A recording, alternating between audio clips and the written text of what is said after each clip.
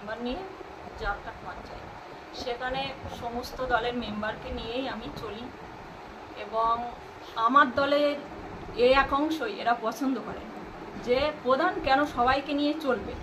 আর পিঙ্কি রায় vote যে আছে উনি প্রথম থেকে আমার কাছে এ টাকা দাও সে টাকা দাও, এটা করো সেটা করো, আমি সেটা কোনোদিন করি না করার জন্য তার ফল মানে একটু মানে নেগেটিভ ভাবতে লাগে এই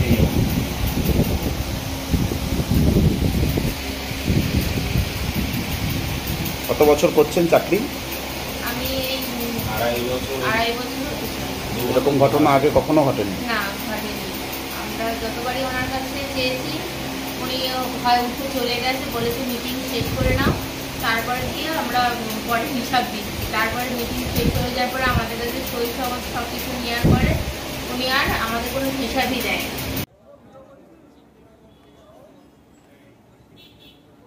বুধবার চারঘাট পঞ্চায়েতে একটি গুরুত্বপূর্ণ মিটিংয়ের মধ্যে পঞ্চায়েত প্রধানের সঙ্গে তর্কাতর্কি শুরু হয় পঞ্চায়েতের সঞ্চালক তথা সদস্যা পিঙ্কি রায়ের। অভিযোগ, পঞ্চায়েত প্রধান পিঙ্কিকে চড় মারেন। গতকাল বুধবার অভিষেক বন্দ্যোপাধ্যায় বসিরহাটে তৃণমূলের গোষ্ঠীদ্বন্দ্ব নিয়ে কড়া নির্দেশ দেওয়ার পরও ফের প্রকাশ্যে তৃণমূলের গোষ্ঠীদ্বন্দ্ব। প্রধানের বিরুদ্ধে দুর্নীতির অভিযোগ তুলে চারঘাট গ্রাম পঞ্চায়েতে তালা ঝুলিয়ে দেন তৃণমূল পঞ্চায়েত সদস্যদের একাংশ।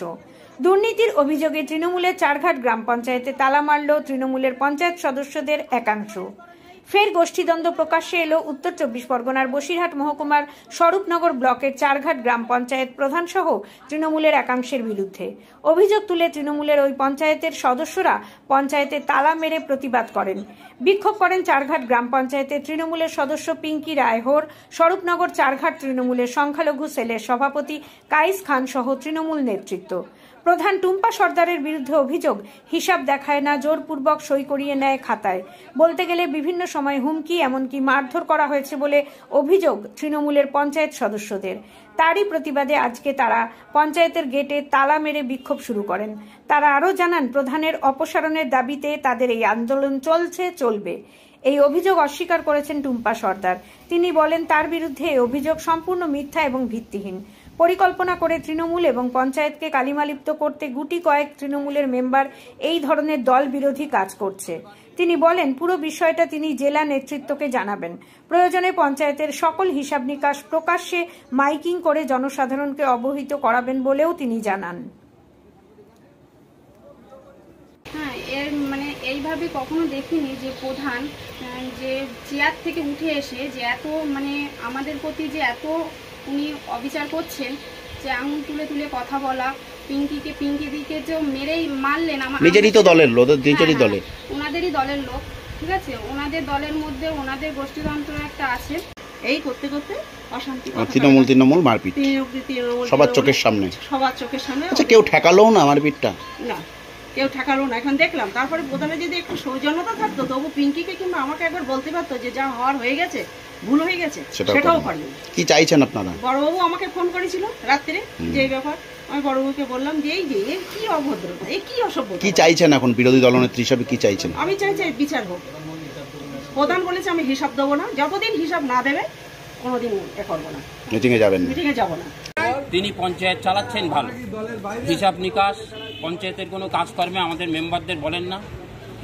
দুদিন আগে পিঙ্কি গিয়েছিল, তিনি নারীর কর্মদক্ষ, শিশু নারীর, তাকে হিসাব চাই হেনস্থা করেছে। সেই বুথের মানুষজন, 156 বুথের মানুষজন, তারা বিক্ষোভে ফেটে পড়েছে। তারা চাইছে পিঙ্কির মারির শাস্তিটা হোক এবং মেম্বার যে মেম্বারগুলো আছে সবার সমক্ষে পঞ্চায়েতের হিসেবটা সঠিকভাবে দেওয়া হোক, স্বচ্ছভাবে পঞ্চায়েত চলুক, এর প্রতিবাদ। এবং অবিলম্বে এফআইআরও হয়েছে, পুলিশ প্রশাসনের পক্ষ থেকে কোনো কিছু করা হয়নি। এটা আমার বিরুদ্ধে ষড়যন্ত্র। আর তার আগে আমি যেটাই বলবো, আমি 1 সপ্তাহের বেশি আমি অ্যাক্সিডেন্ট করে ঘরে বসে আছি, আমি অফিসেও যেতে পারি না। গতকালকে আমার একটা অর্থের মিটিং ছিল, 3টের সময় আমি 3:30 নাগাদ ঢুকি। আমার ঘরটা উপরে, আমি উপরে যেতে পারি না, নিচে বসে আমি মিটিংটা করার জন্য প্রস্তুত নিচ্ছিলাম এবং আমার আধিকারিকরাও ছিল, আমার সঞ্চালকগণও ছিল। সেখানে মানে ওই পিঙ্কি রায়হর আর সঙ্গে অপোজিশন লিডার শম্পা সর্দার, কোন দলের? বিজেপি দলের। ওনারা মানে প্রথম থেকেই উল্টো পাল্টা প্রশ্ন, আমি বলছি এজেন্ডার দিকে তাকিয়ে কথা বলো। তারপরে কি করলো, মানে খাতাটা, আমি যেহেতু অসুস্থ, আমি তো পা নিয়ে নিজেই নড়তে পারছি না, খাতাটা কেড়ে নিয়ে মানে সঞ্চালক প্লাস প্রধানের যা সিগনেচার করা ছিল পুরোটাই সব কেটে দিল।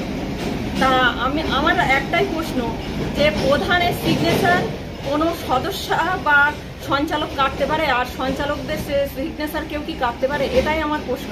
আর এটা পূর্ব পরিকল্পিতভাবে আমার বিরুদ্ধে চক্রান্ত করছে। আর পঞ্চায়েতে আপনি নাকি হাত মুচড়ে দিয়েছেন, এটা আপনারা বলুন। আমার তো পাটা খারাপ, আমি সেখানে হাত মুচড়ে দেবো, সে কিভাবে হয় সেটা